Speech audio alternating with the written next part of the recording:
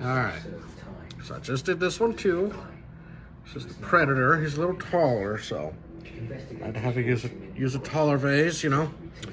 I just did Cobra Commander here with the skull on the ground.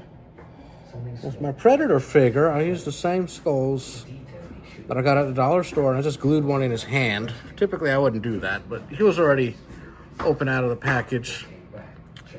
So I figured, why not? So it added a little something to it.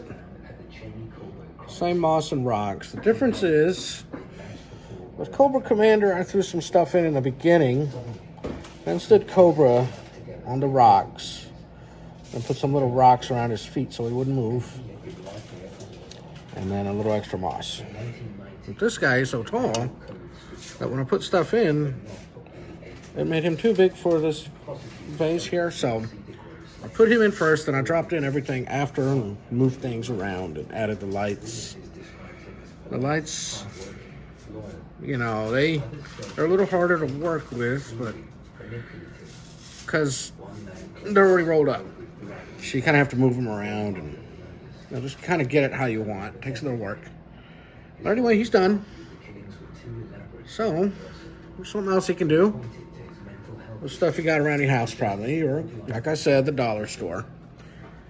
So I hope you enjoy it. If you do, leave a thumbs up. If you want, I'll sell it to you.